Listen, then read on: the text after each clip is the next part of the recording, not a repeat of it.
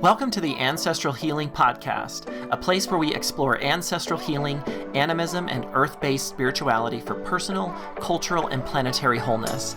I'm your host, Joseph Shumway, the Ancestral Healing Coach, bringing you some magic to reclaim vibrant connection with the earth, your ancestors, and the non-human world.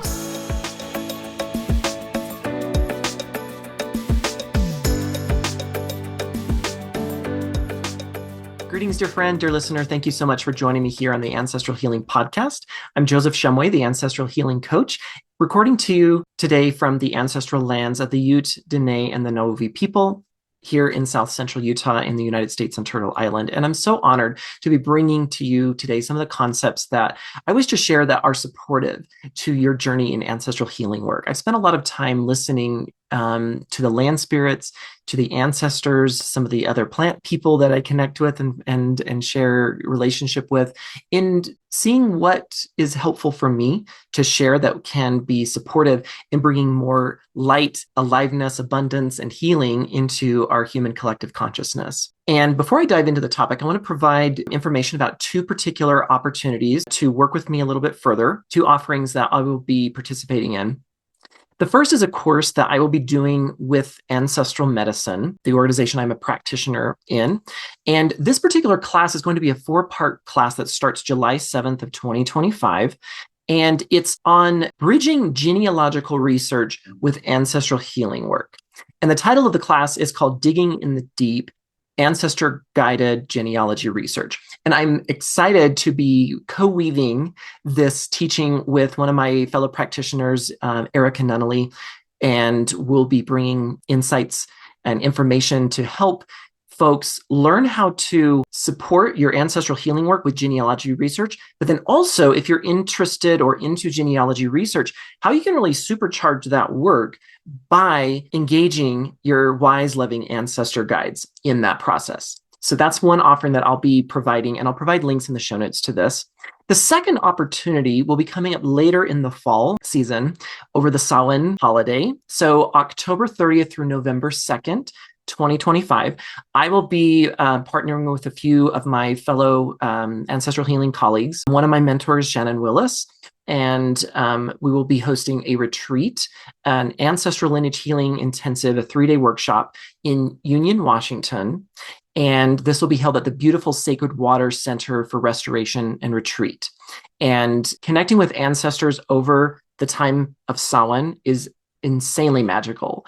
And so to be able to provide a retreat where folks can come together and really dive into this work in an incredibly beautiful setting is really exciting. And so I'm honored to be partnering up with Shannon and a few of my other colleagues in bringing a healing intensive opportunity for folks. And so again, that'll be October 30th through November 2nd of 2025 in Union, Washington on the Pacific West Coast of the United States.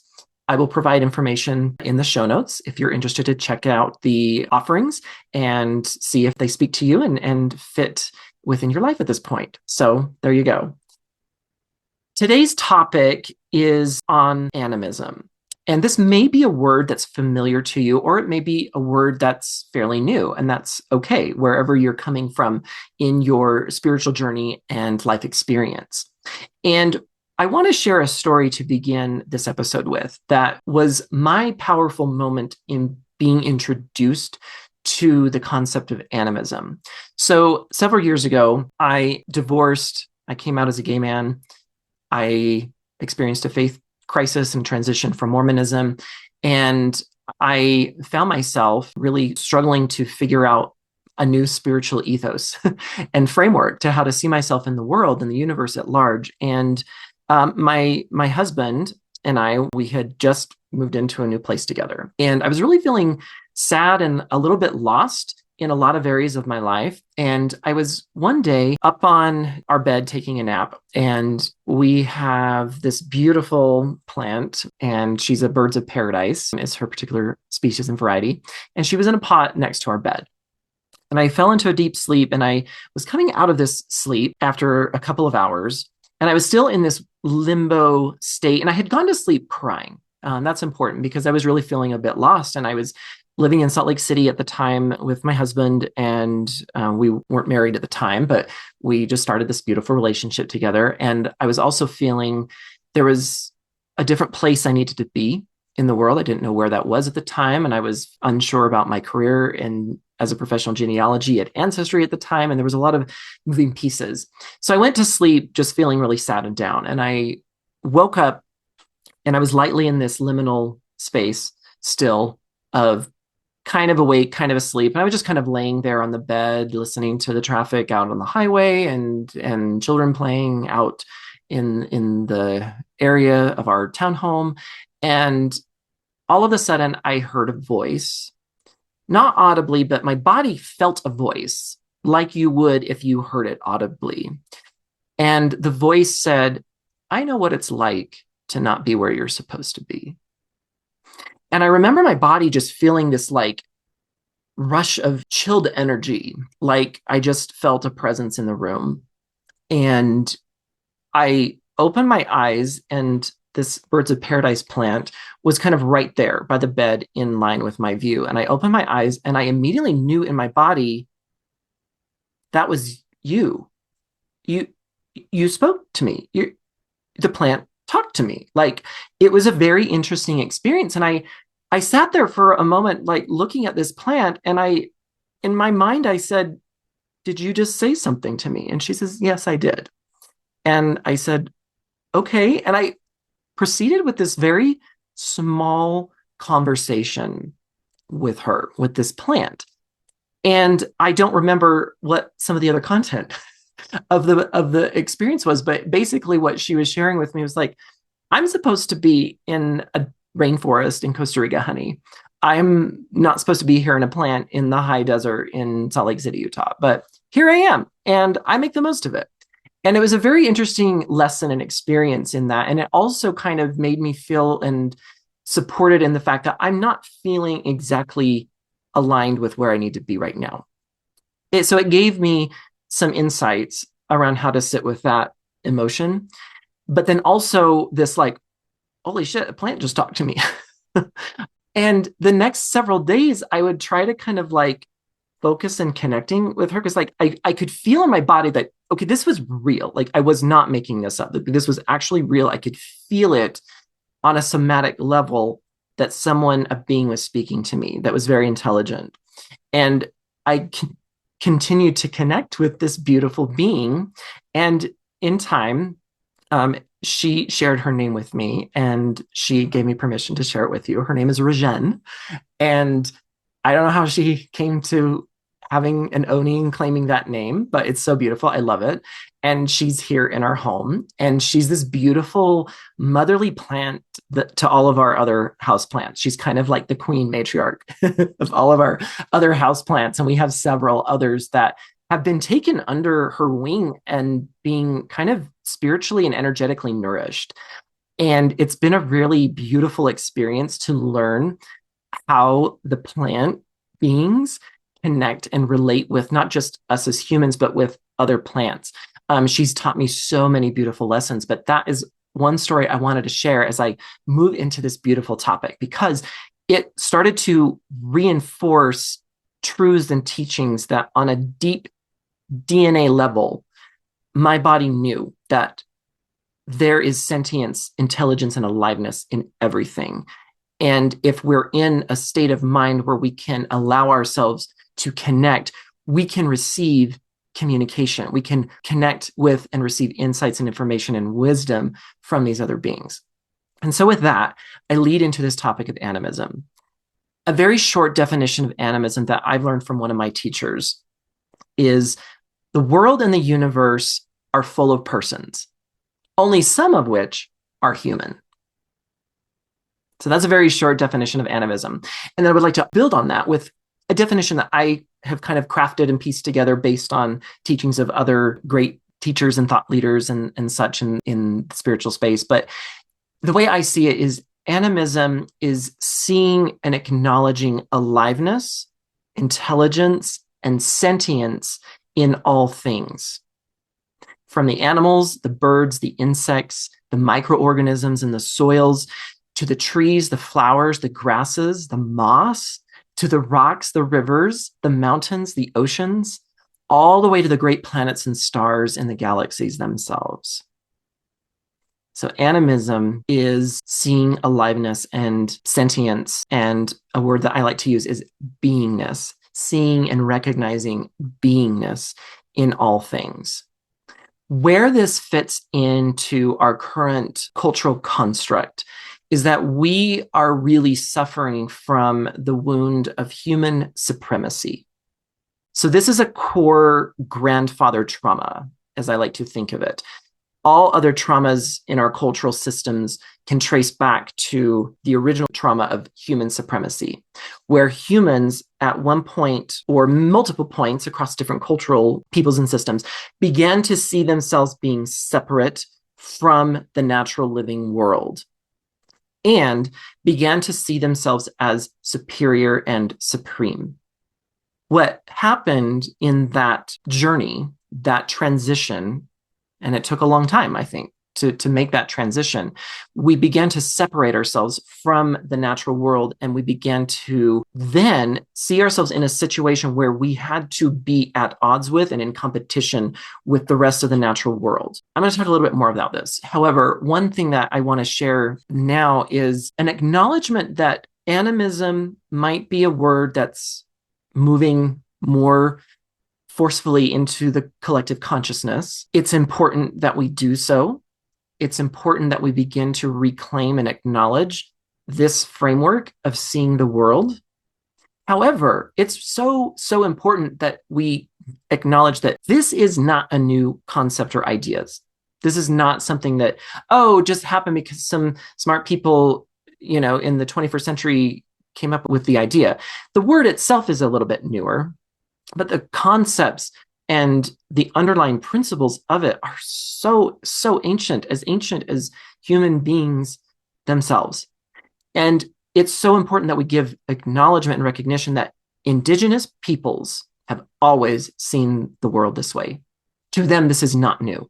It's, hello, we've been trying to tell you this the whole time. So I want to give acknowledgement to that Indigenous cultures that are still vibrant, alive, and well, and working to help the rest of us in humanity recognize and see this way of living, they've always seen the world this way. And it's so important that in our efforts to establish more social justice, change social systems, reconnect with the natural world, and work to heal our planet, that we center Indigenous voices on this topic.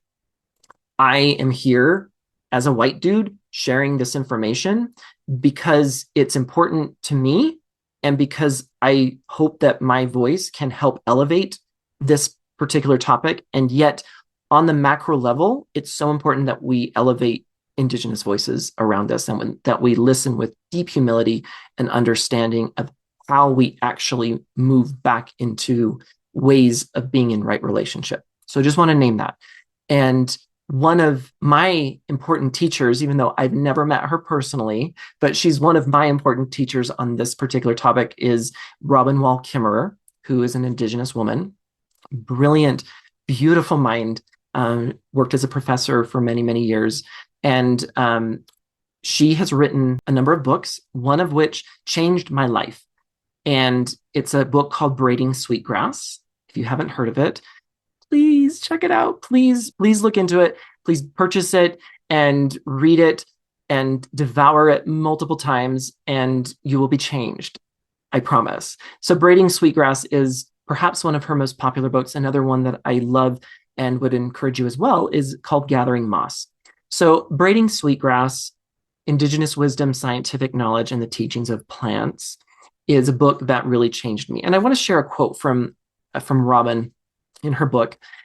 And this feeds into some of the things that I've just been talking about. And that's, in the Western tradition, there is a recognized hierarchy of beings, with, of course, the human being on top, the pinnacle of evolution, the darling of creation, and the plants at the bottom.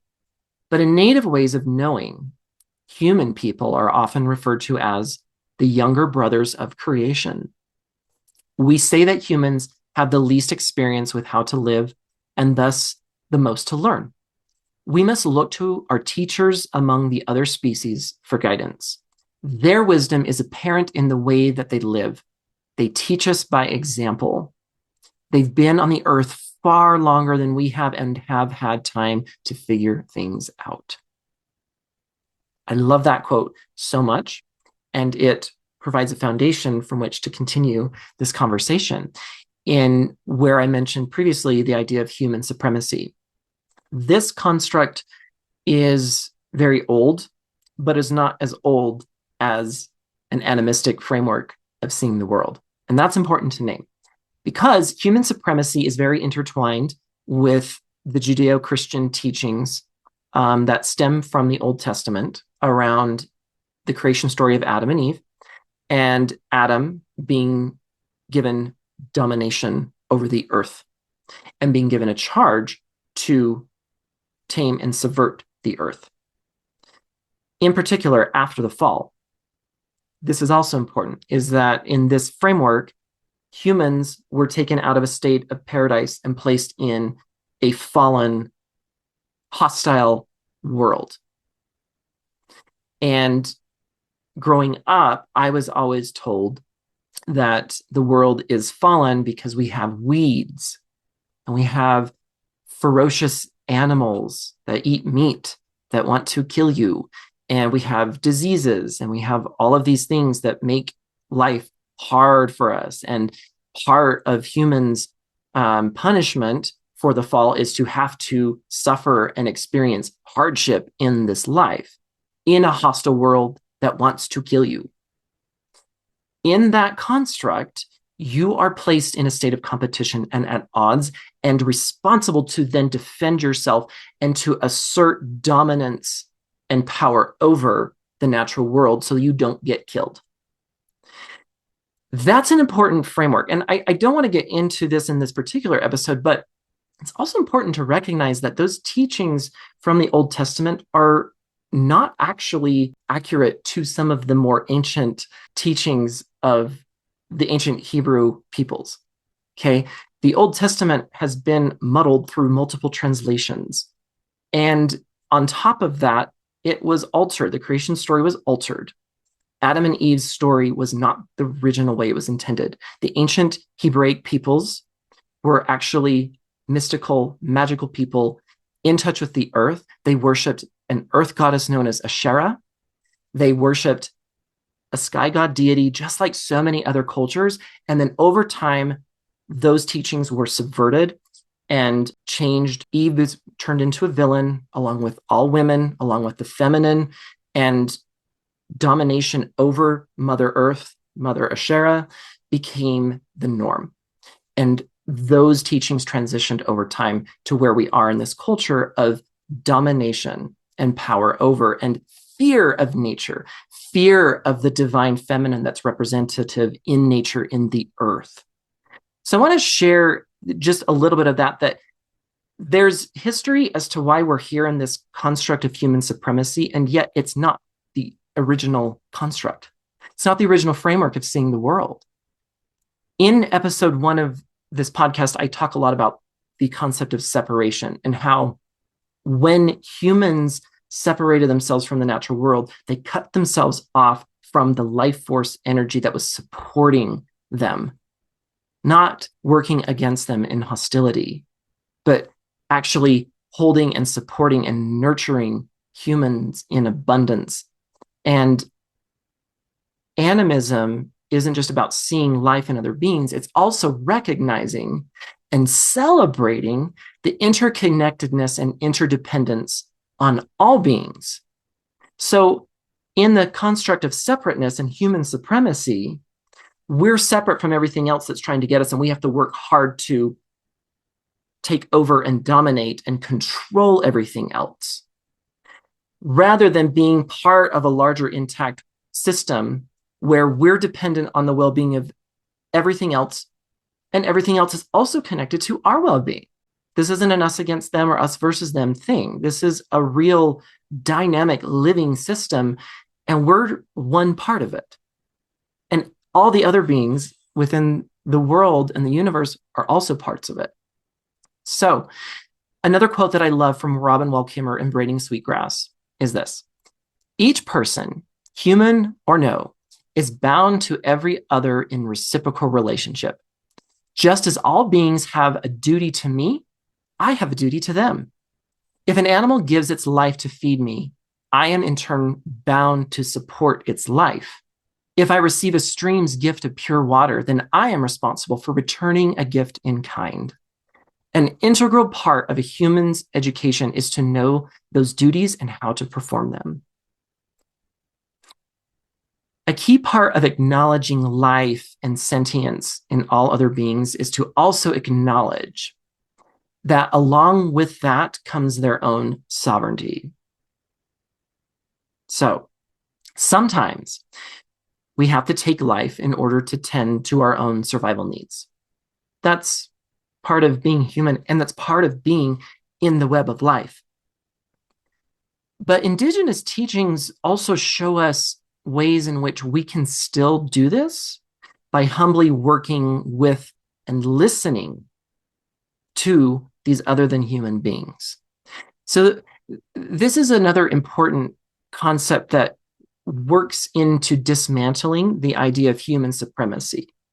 So, for instance, in a dominating mindset, in a human supremacist construct, I can just walk into a piece of land and stick a flag in it and say, it's mine.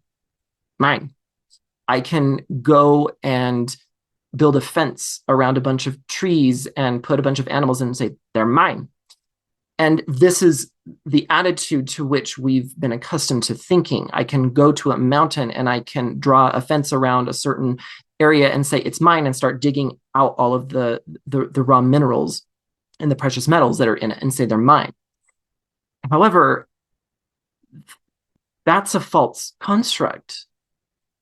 And so in contrast to just taking things and claiming them as yours, we have to acknowledge that there is sovereignty in other beings.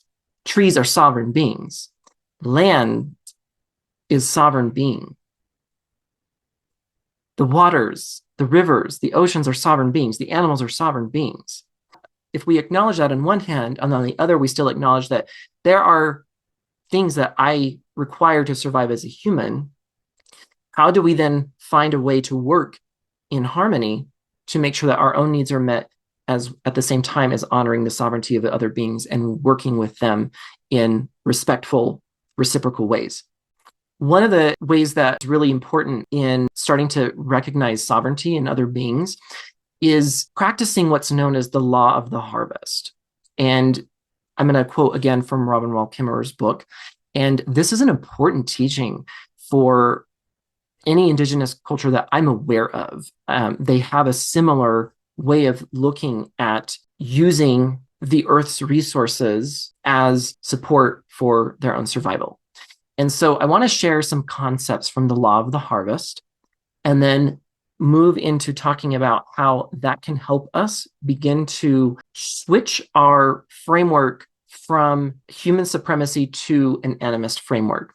So the law of the harvest, there's several different principles. And the first is that you introduce yourself and you be accountable as the one who comes asking for life.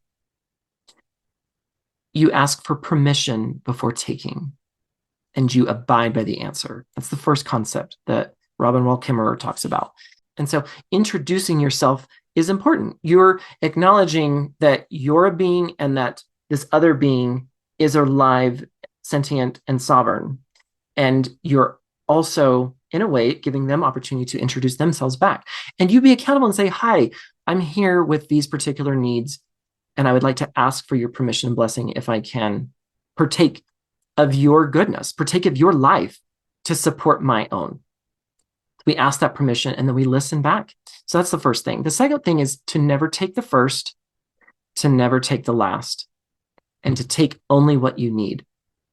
This is really hard for us in Western culture where we are so riddled with scarcity traumas.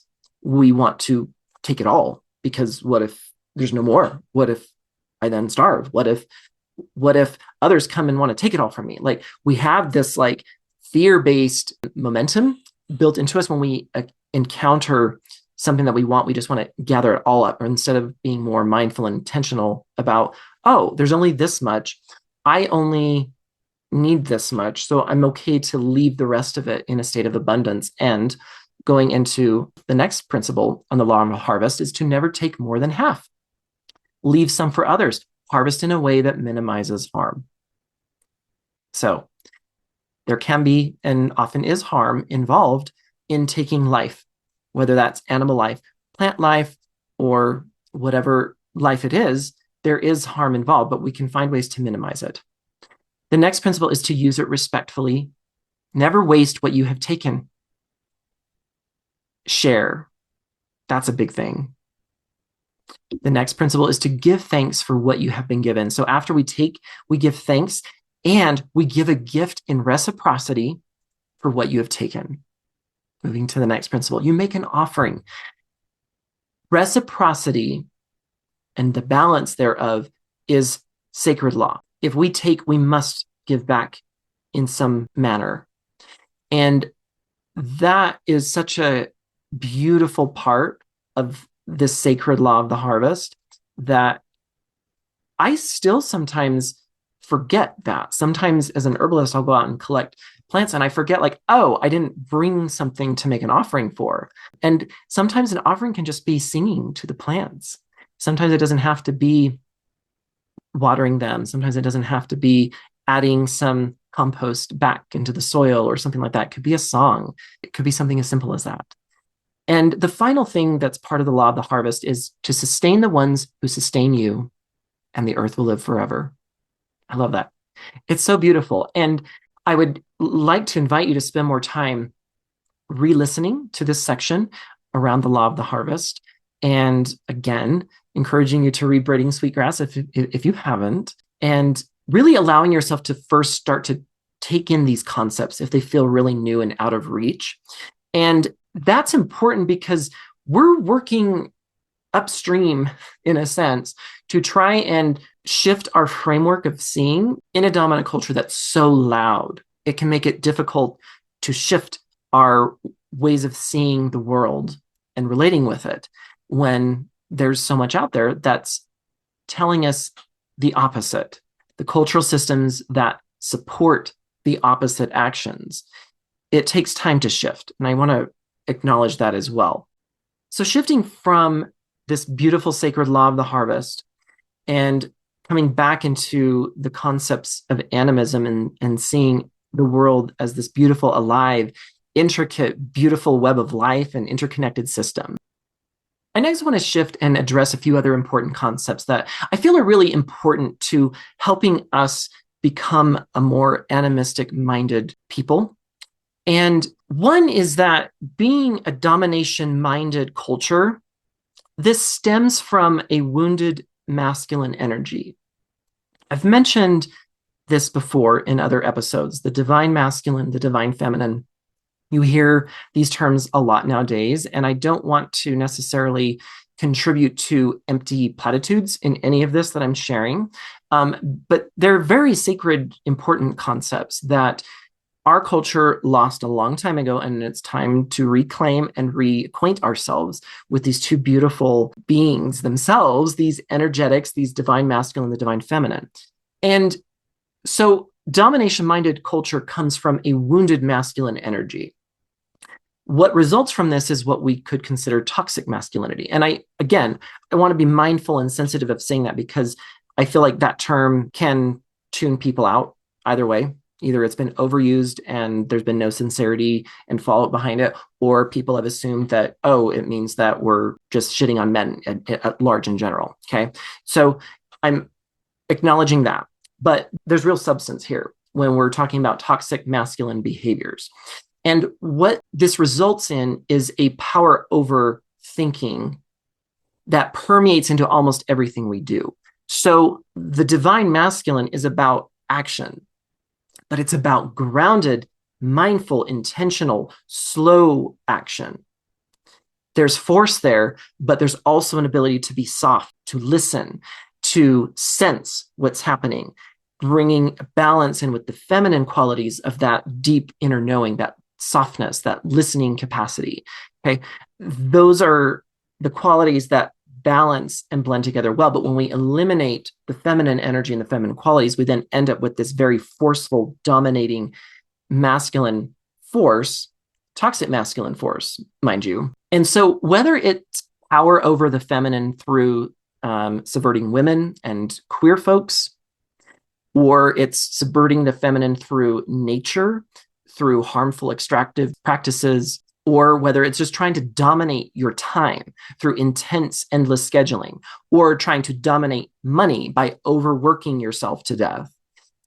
Those are all aspects of a out of balance, toxic, masculine energetic that really spills into every facet of our cultural systems. It's really important that we acknowledge that. And so the key to healing domination and power over mentalities is to reconnect ourselves with the sacred divine feminine energy, which then allows us to restore balance and heal the wounded masculine energy and turning it back into a more rooted, sacred masculine energy.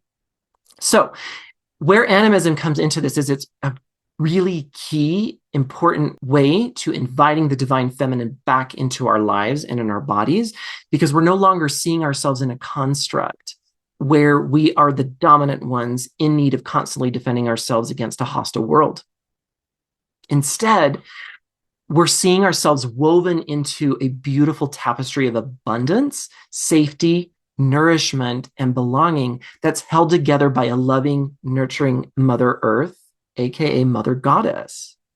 So it returns us humans to being what I like to call right-sized. It returns us to being a humble, rightful place in a web of life, which is important. Our place in the web of life is important, yet it's still just a small percentage of that overall web that we're a part of. And we rely and depend on so many beings for our own well-being, health, and vitality. When we lose sight of that, we begin harming all of the other systems and beings in our web of life that support us. And this is part of the crises that we're experiencing in our planet right now.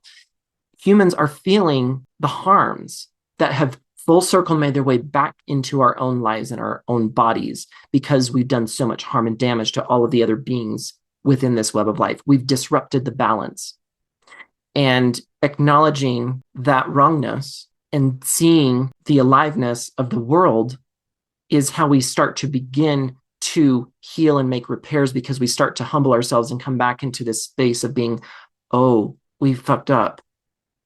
Oh, we've caused tremendous harm, not just to ourselves indirectly, but we've caused harm to other living beings who didn't deserve to be harmed. And we grieve that.